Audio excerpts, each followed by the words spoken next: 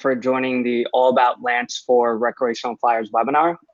So a few weeks ago, the FAA, along with Airmap and a few other providers, extended LAANC to recreational flyers. So LAANC stands for Low Altitude Authorization and Notification Capability. So before we get started, my name is Sean Coleman. I'm a product manager here at Airmap, and I work with the FAA to ensure safe and efficient drone operations in national airspace. So LAANC is one example of this in action. And I am joined by a very special guest, Mark DiNiccolo, who is the Deputy VP of Program Management for the FAA. So welcome, Mark, and thanks so much for joining us. Thanks, Sean. It's good to be here, and thanks for pronouncing my name right. That gets touched up a lot, so really appreciate it. Good day, everybody. Again, Mark DiNiccolo. I'm the Deputy Vice President for the Program Management Office, and one of the things that's under our guise is the technology that's associated with UAS and drone operations in the National Airspace System. So LAANC for today, the Low Altitude Authorization and Notification Capability is the subject. So for today, I want to talk about a couple things. I want to spend some time talking about recreational flying. What does that mean? How is it different from the way where we've been in the past? And some of your responsibilities as a recreational flyer. And then we'll get into LAANC and how you can use that to have some fun and do it safely. So recreational flying. So what do we mean by recreational flying? It's pretty simple. It's for fun, right? If you're flying for fun, we consider that recreational. If you're not flying for fun, if you're doing any type of business type of operation, regardless of whether you're getting paid or not, well, that's not considered recreational flying. So the technical line is cannot be flown in the furtherance of business. So that's what it means. So if you're flying outside of business, you're going to be under something called the exception, right? For recreation, it's called the exception. If you're flying for business, it's called Part 107. I'll get into that a little bit more in a little bit here. Next slide. So a little bit of back up one, please, Sean.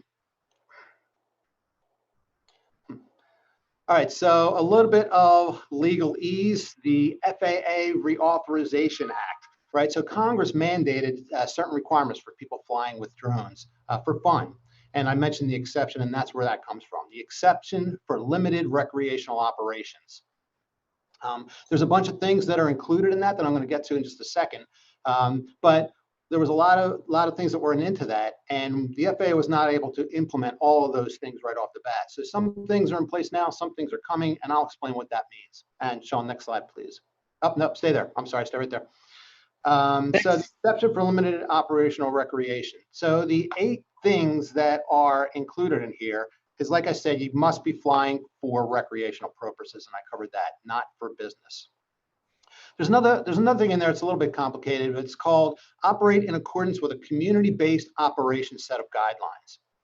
So community-based organizations are all out there right now. And what the FAA is going to do in the near future is come up with a mechanism for determining what are authorized CBOs for you to use. Right. In the meantime, until we come out with that guidance, you can just go online. You can go to our websites, which I'll give you a little bit later on, and you can see what some of those CBOs are and just follow the guidelines. And if you haven't seen it already, a lot of it's pretty logical things like don't fly when you're drunk, right? So those types of things.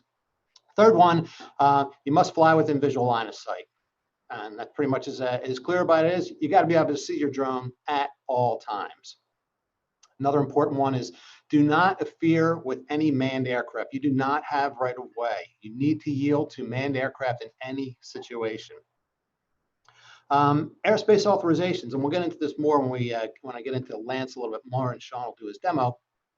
But you need to obtain airspace authorization when you're flying in controlled airspace, right? And there's controlled airspace and there's uncontrolled airspace. Essentially, uncontrolled airspace, known as Class G Gulf, Class G airspace is uncontrolled. Now, the FAA owns all the airspace from the grass all the way up to pretty high altitudes. But in Class B airspace, we are not providing air traffic control services. So anything else besides Class G, which is Class B, C, D, and E, at least those are the ones that apply here, they are called controlled airspace. If you want to fly in Class B airspace especially, that's when you need to get authorization, and I'll talk about that in a little bit. You have to operate at 400 feet or below in uncontrolled airspace, which is Class G. And then there's a piece in there about passing an aeronautical safety test, right? One exists for the Part 107. We don't have a test that's ready yet. We're working on it for recreational users, but that'll be coming in the next several months. Once that's available, you'll be required to go out and take that test and pass it. And then you have to register and properly mark your aircraft. Let's go to the next slide, please. So with regard to registering your aircraft, you can do that by going to, our website is called Drone Zone. So FAAdronezone.faa.gov, you can see it at the bottom there. You need to always register your aircraft if it weighs more than 0.55 pounds, which is 250 grams or more. If it's less than that, it's considered a toy. But yes, required to register your zone. You can do that through Drone Zone. Have to be 13 years of age or older, and you have to label your registration number on your drone. There's a lot of ways you can do that. You can, print it out, the number, and tape it on there. I just took a red Sharpie and wrote it on the side of my drone, which kind of broke my heart a little bit having to put red Sharpie on my brand new drone. But anyway, it's pretty easy to go out there and register to do it. Oh, and yeah, don't want to forget, there is a cost associated with it. It's $5 and it's valid for 3 years. But that registration, if you have more than one drone, you can use it for multiple drones. Next slide, please. So a couple other safety guidelines before you fly, and this will be available through some of the CBO part that I was talking about. But never fly over groups of people, right? So don't fly over groups of people or stadiums full of people. Keep in mind, if there's, think about it, if you're a law enforcement perspective, if there's a crowd of people someplace and a drone comes flying over, law enforcement's going to, if they don't know what it is, they're going to certainly be concerned about that. Yeah, and that won't be good. Not to mention the fact if you fly a drone over a group of people, you're going to freak them out. So please don't do it. Never fly near emergency operations. Yeah, think about that as well, right? If there's an emergency operation going on, like a fire or whatever, some of the emergency personnel are going to have their drones in the area, or at least it's likely that they will. If another one comes into the area that they are not familiar with, that will not be good. They will be focusing on that other drone or looking at that other drone, and that will be distracting them. You don't want to be that person that flies that person and that flies a drone into those types of situations. So please don't. And as I mentioned before, don't fly when you're under the influence of alcohol or drugs. Next slide, please. So airspace requirements, I mentioned this previously a little bit, but I'll go into repeat some of the stuff here again. So there's uncontrolled airspace and controlled airspace, like I mentioned.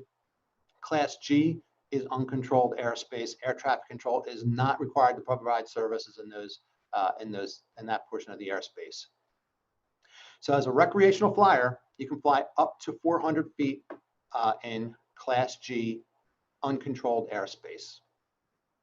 You are not required to get an authorization if you're flying in uncontrolled airspace or Class G, right? And you no longer, and this is different from the way things used to be, you no longer need to notify airports if you're within 5 miles of the airport. If you want to fly in controlled airspace, that's a little bit different story. That's where LAANC comes in. That's where you need to get your authorization. So before we get into the details of how LAANC works, there's a couple different ways you can fly in controlled airspace. First off, there's FAA-approved fixed sites, right? We just picked a bunch of sites around the country where we said, all right, this is an area you can just go there and you can take your drone, you can fly, even though it may be in controlled airspace. That's already pre-authorized to fly there, and you can find that on our websites, which I'll show you, which was in the presentation. You'll see at the end on my slide here.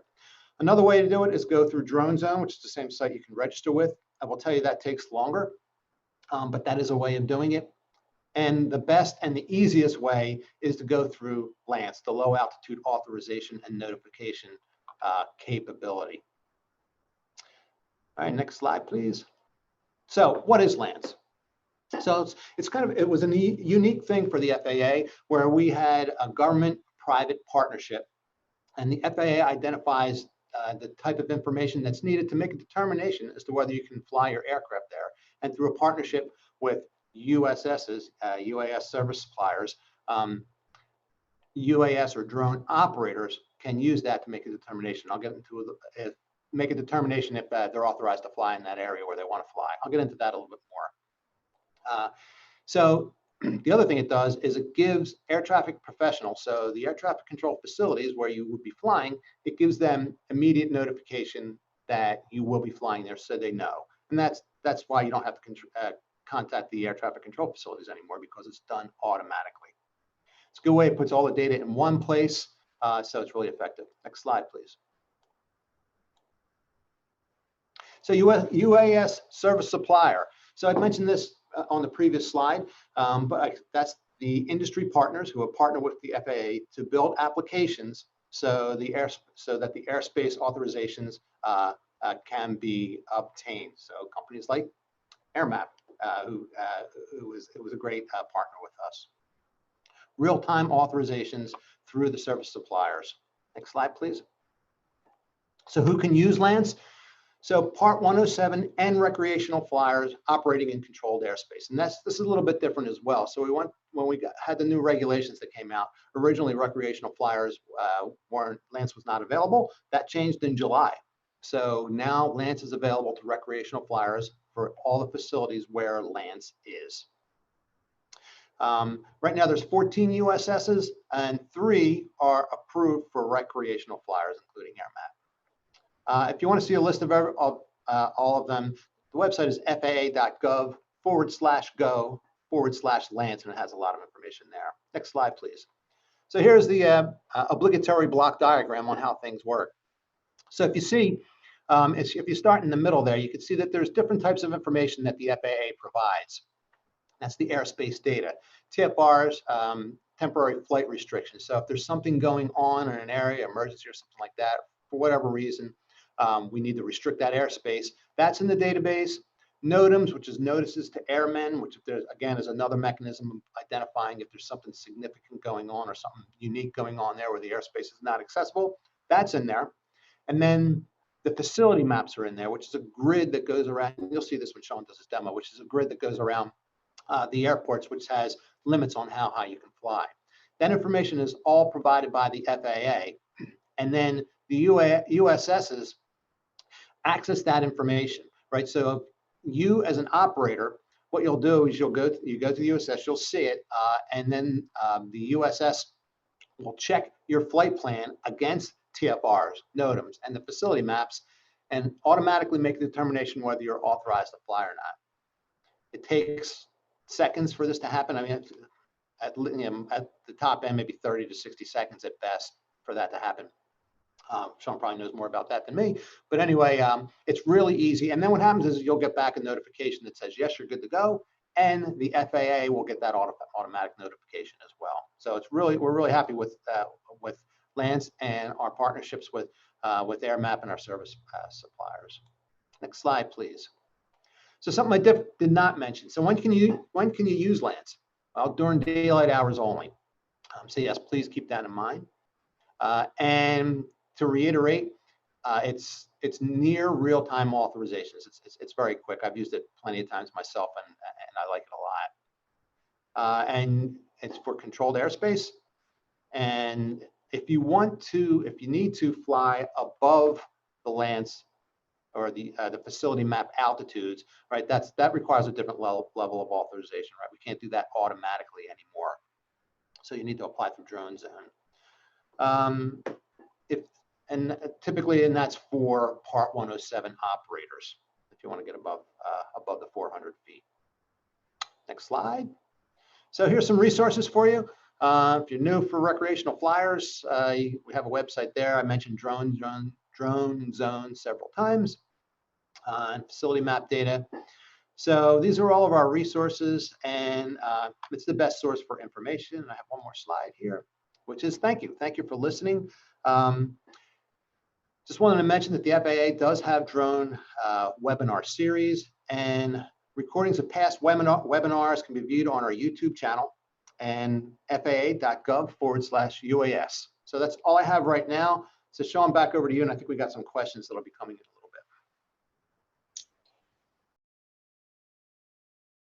Yep. So thank you very much, Mark. Appreciate it. Now we are going to get into Airmap. So requesting LAANC with the Airmap application. Before we do that, we'll do a holistic overview of the Airmap applications. So the Airmap applications on iOS and Android are free to download. So you can search for Airmap for drones on the App Store, or you can use the 2 links on this slide. But holistically, the Airmap applications were designed for every phase of your mission. So we split that into 3 categories: discover, plan, and fly. So on the right side, you can see after you create an account, you can use Airmap to discover your airspace environment. So whether you already know where you want to fly or you're searching for that next best spot, you can use Airmap to view information on when and where it is safe to fly.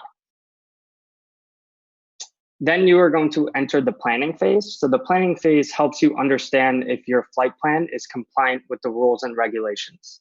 So in order to create a flight plan, you can long hold on the map and then adjust some of the flight details like altitude or duration or flight path. Then you'll go into reviewing your flight briefing, which will give you a compliance check. So it'll let you know what rules you need to review, what rules you are breaking, and any authorizations that may apply to your flight.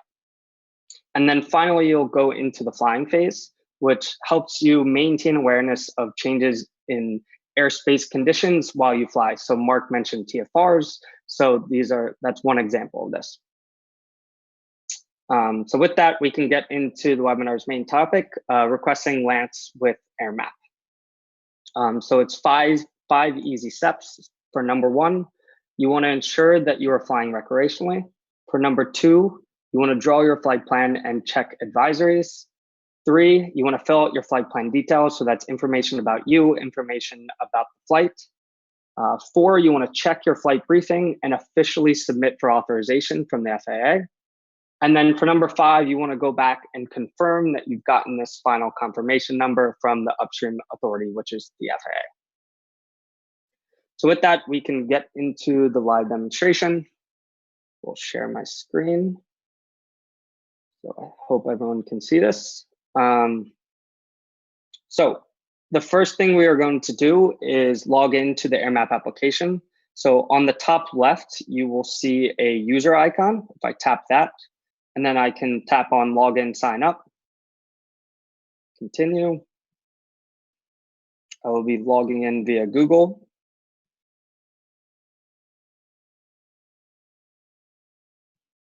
Okay, so now that we are logged in, I can start zooming out. You're going to start to see some icons. So these are actual flights that were submitted via the Airmap application. So you can see a lot of people are flying drones. And then we can start the discover phase that we talked about earlier. And before we go into this, I just want to throw out a disclaimer, and that is do not create fake flights on the Airmap platform.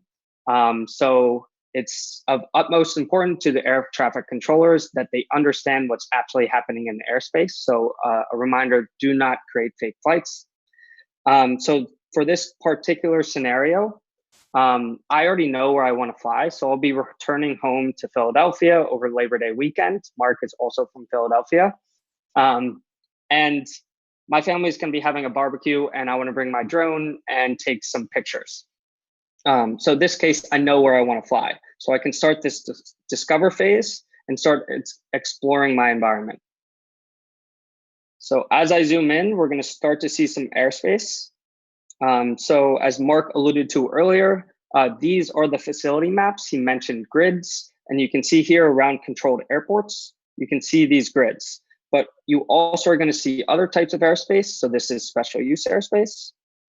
But for this particular scenario, we know exactly where we want to fly, so we can zoom in more. And eventually, you're going to start to see some altitudes and some bars over these altitudes show up. So if the bar is red, that means you cannot request LAANC. So those are no-fly zones. If it's orange, that means that you can fly up into that altitude, and you may be able to request for authorization. So we can start our 5-step process. So the first step is to ensure that you're flying recreationally. So if we bring this up, you can see we are correctly on FAA recreational flyers. If we are flying Part 107, we could select this, but in this case, we are recreational. So we can go down and we can enter our second step, which is creating our flight plan. So if I long hold on the map, then you can see that we have our flight, simple flight area. I can also do a specific flight path or draw a polygon. But for this case, we're going to keep it simple. And we just want to reserve some airspace so that we have some freedom to move the drone around and take pictures from different angles. So once we're ready, we can click next on the top right. And then we'll enter our third phase, which is filling out our flight plan details. So we saw we could fly up to 400 feet, but we don't need to do that. So we'll just select for 200. We will be flying the Saturday of Labor Day weekend. So I can select this around 1 o'clock. Done. And then we can fill out some more flight plan details. So that's a drone, last name, first name, a verified phone number. Everything looks good. If I click next, we will enter our fourth step, which is reviewing your flight briefing and submitting for official authorization.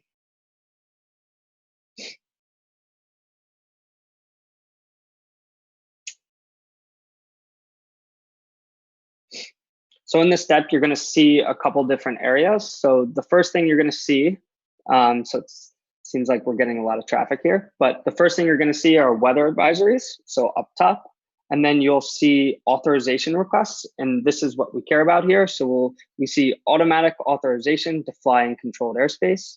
And we have this orange banner that says authorization pending submission. So everything looks great. Then we can review our rules and compliance section. So it says rules needing more information, must have authorization to fly in Class D. So right now, everything looks good, but we need official authorization from the FAA. We can review some rules, and then we can submit.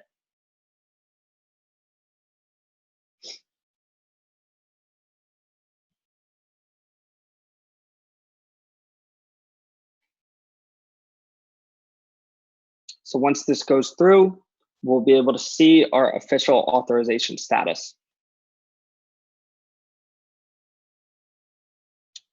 So it looks like behind the scenes, it did go through. So we've gotten our SMS text. So Airmap will reach out with your authorization status. So it looks like our flight was officially approved and we've gotten a confirmation number. Now this confirmation number is very important. It's what you and the FAA share. So the FAA has this confirmation number in their system as well. So it's important for you to keep it in your records.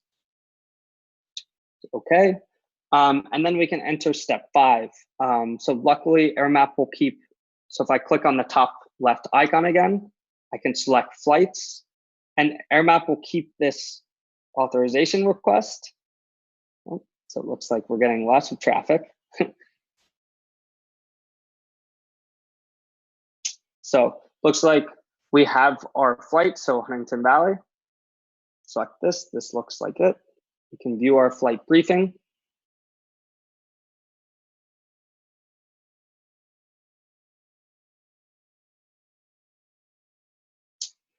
And you can see that this orange banner has now turned to green because we've been officially approved. Another thing I want to point out is right next to the confirmation number, you're going to see a little arrow. If I click on this arrow, I can generate a PDF. So this is something operators are really happy about. So let's say you were operating in an area where there wasn't great cell service. You could print this PDF out as proof of LAANC and take it with you on the day of flight. So that wraps it up for our demo, and requesting LAANC via Airmap is that easy. So now we can go back to our presentation. And just as a final couple quick tips, you may request LAANC up to 90 days before your flight. You must request LAANC on a per flight basis. If your flight plan changes, you're going to have to go into the Airmap application and re-request LAANC. So if my altitude changed from 200 to 300, I would have to get a new authorization. So LAANC only applies to controlled airspace. So Mark mentioned some resources where you can go and find out which facilities are enabled and which aren't. And then finally, just remember you can print out a PDF as proof of LAANC. So now we're going to get into Q&A. So Mark and I will start answering some of your questions that you have submitted beforehand. So for number one, does LAANC cover national and state parks? What about city parks? So this seems like in your wheelhouse, Mark. So yes, I will take that one. So the answer is no. LAANC only applies to control airspace and LAANC-enabled facilities. So you saw from the facility maps there, from the maps there that Sean showed in the demo, you know, how the grids are around airports, and then there's restricted airspace as well. But no, LAANC does not apply for state and local and city parks. Now keep in mind, those parks, a lot of times they have their own rules with regards to drone usage. So you'll need to check that before you try and fly in those areas. So how do I request LAANC in remote areas where there is no cell or SMS coverage? So I can take this one. So we kind of mentioned the PDF, but you can request LAANC ahead of time for flights that take place in remote areas. And then you can go ahead and print your notice of authorization to carry with you on the day of your flight. So is a test and/or license required for recreational flights in LAANC areas? Mark? Not a license, but you are required to pass the test. That, like I mentioned earlier, is not out yet. It's not available yet, but we expect it to be available in the near future. But you still do have to fly, as I mentioned, in accordance with the CBO and with the exception rules that we mentioned previously. So yeah, please know those and abide. Okay, so if I use the automated LAANC system, do I still need to call the local tower if I am within the 5-mile radius of an airport? So once again, I think, Mark, this fits you. Yeah. Right. Thanks for the question. The answer, again, is no. And again, that's the beauty of LAANC, so we don't have to do that automatically. And I mean, if you think about it, drone usage is just increasing exponentially. We have a lot more. So if everybody was calling an air traffic control tower to get authorization to fly in the airspace, the towers would just be inundated with phone calls. So obviously they're controlling airplanes, so we don't want that to happen. LAANC automatically provides that notification. It goes to the facility, and the facility has awareness of your approval. So is LAANC authorization required for recreational flights in Class G airspace? So I think we've mentioned this a lot, but I think I covered this one a couple of times, right? Yeah. So the answer is no. Class G airspace up to 400 feet, you do not need an authorization. Yeah. So I fly under Part 107 for work. On days that I'm flying just for fun, should I use this or still fly under 107? Mark? Yeah, it's your choice, but you can fly under the exception for recreational flyers, even though you are 107. Just got to abide by the rules of recreational flying. So can't be doing it for business. Abide by the exceptions and CBO rules and regulations. So how much does it cost to use LAANC? So recreational flyers can request LAANC for free using the Airmap for Drones app. And like I mentioned before, the app is free to download on iOS and Android. So if I fly for fun, often in the same place and always below the maximum allowable altitude, do I need to request LAANC authorization for every flight? The answer is yes. You must get authorization from the ATC for each and every drone flight that takes place in controlled airspace. What if I've already requested LAANC, but then my flight day or time changes? Do I need to resubmit a LAANC request? So yes, if any of the details of previously LAANC authorized flight change, you must re-request for new flight specification. So in Airmap, you're gonna go ahead and delete your old flight and re-request. Where can I find a complete list of LAANC-enabled airports? When will others become available? Mark, I think this is you. Yep. So I mentioned it before, and I saw there was a question scrolling through there. So the website, faa.gov/LAANC. And we'll update that. Yeah, we're bringing new ones on all the time. And so that list will continue to grow. Okay, so finally we have resources. And like I said in the beginning, we are recording this and we'll make it available. So you can go back and see these at a later time. But thank you to everyone for joining, and thanks Mark and the FAA for the support. So That's it. And thank you all for flying safely. Thanks all. Yeah. Thanks, Mark.